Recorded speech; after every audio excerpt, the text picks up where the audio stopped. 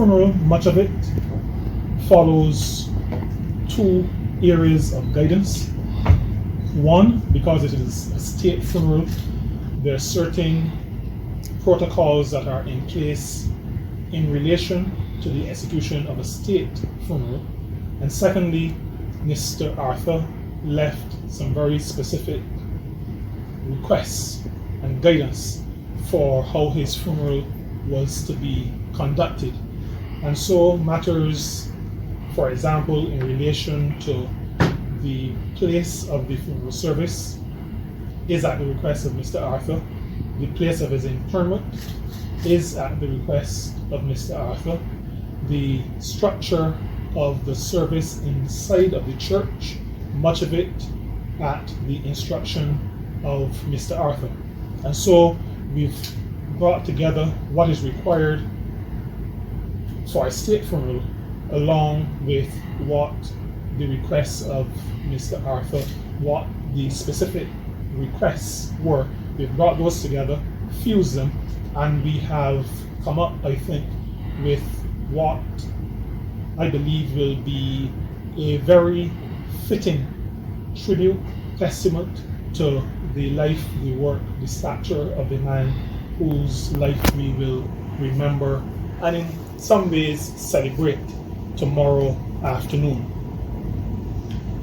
I want to restate but also add one in terms of satellite locations. Last briefing I indicated that the Christ is the Answer Family Church at Batalis will be a satellite location, a public location. In other words, a location where anybody can go to view both the start of the procession through Speightstown as well as the service itself on monitors within that church. The other location that I indicated previously was the Speightstown Esplanade. That remains right outside of the west entrance of the St Peter's Parish Church. That is also available to the public. Anyone can come to view either on screen or they will see the end of the procession. They will be able to look into the churchyard. They will also see the departure, as in see live, the departure from the church. But persons will be able to view on screens in the Speightstown Esplanade. He indicated in relation to viewing that he did not want public viewing. And he said that to all involved.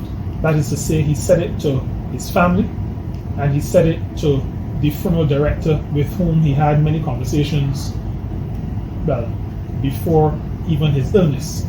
So he was very, very clear that he did not want a public viewing.